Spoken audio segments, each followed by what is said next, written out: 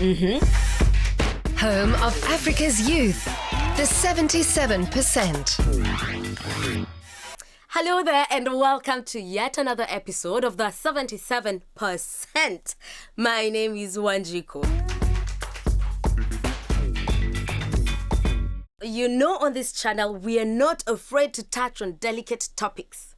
What am I talking about? Religion, and specifically, what is the relationship between religion and corruption in African countries? This topic is fascinating for me because someone asked me a question that got me thinking. And I will throw the question to you. Why is it that some of the most religious countries are also among the poorest countries in the world or most corrupt? Now, Kenya, which was 143 in the list of least corrupt countries, also happens to have a very high number of religious people. And this is the same pattern across the continent.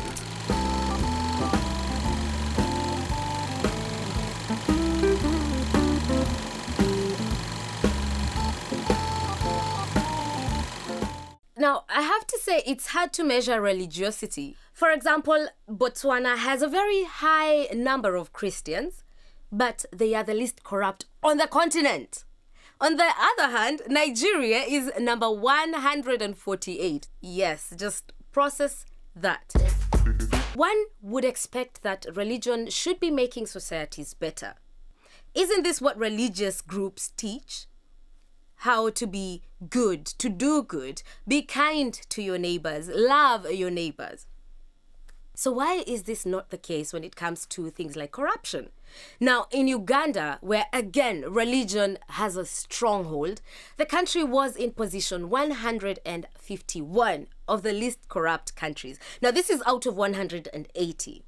So why are the more religious countries among the poorest almost corrupt? Let's hear what you have to say. People overbelieve in miracles. They sleep in churches instead of working. They stay in churches waiting for miracles. So also that it has also led to laziness, where people really think that there are miracles that can be performed in the 21st century or in this new millennium. Religion plays a very vital part in fighting corruption, because corruption is something that attacks our society.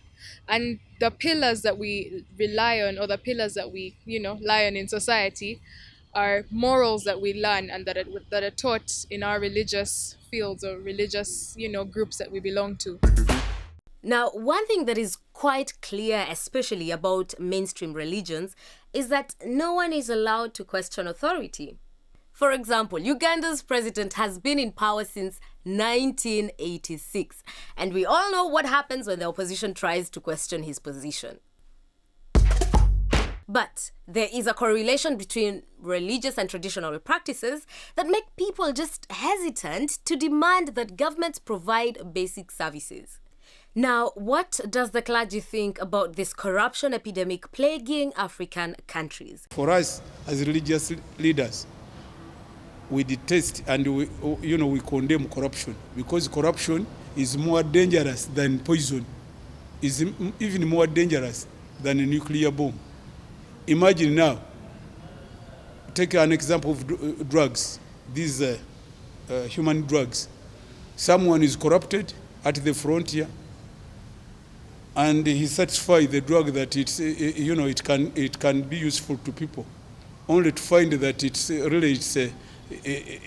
it's poison. How many people are killed? So does this mean that religion has failed in the fight against corruption? Corruption is a disease, is an evil. Corruption is poison. So it should be fought. But for us religious leaders, we just preach against it. Otherwise, we don't have any instrument of coercion. We can't do anything.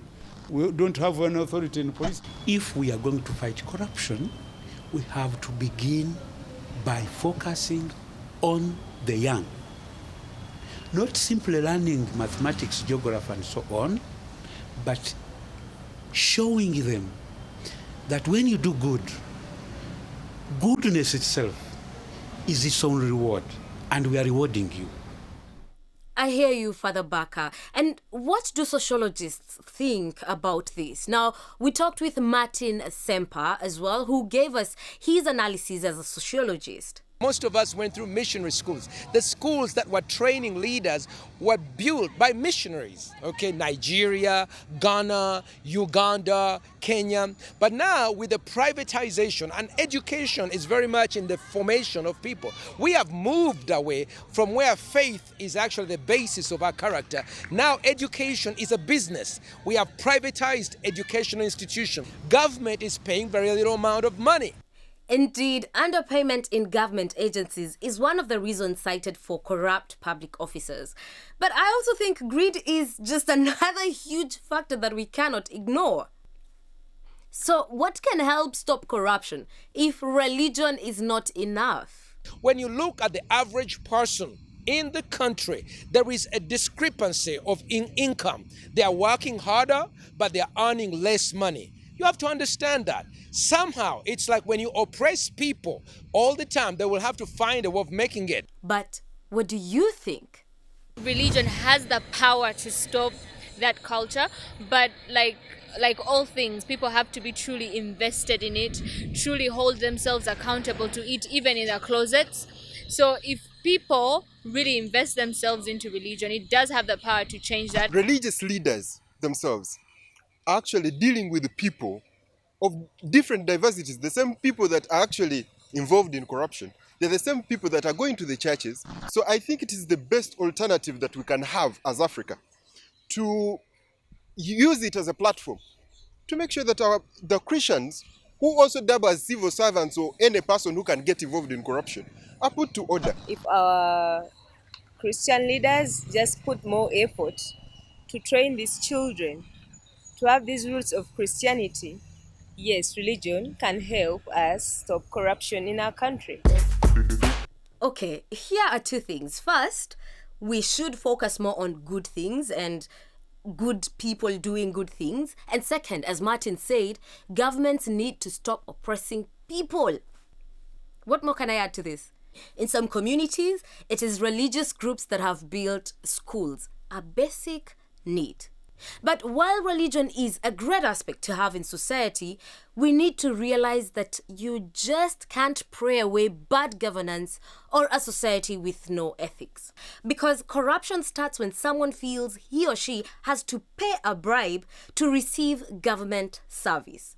What do you think about this topic?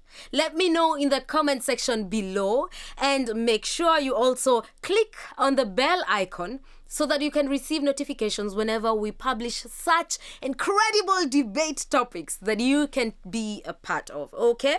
Is that a deal? Have you done that?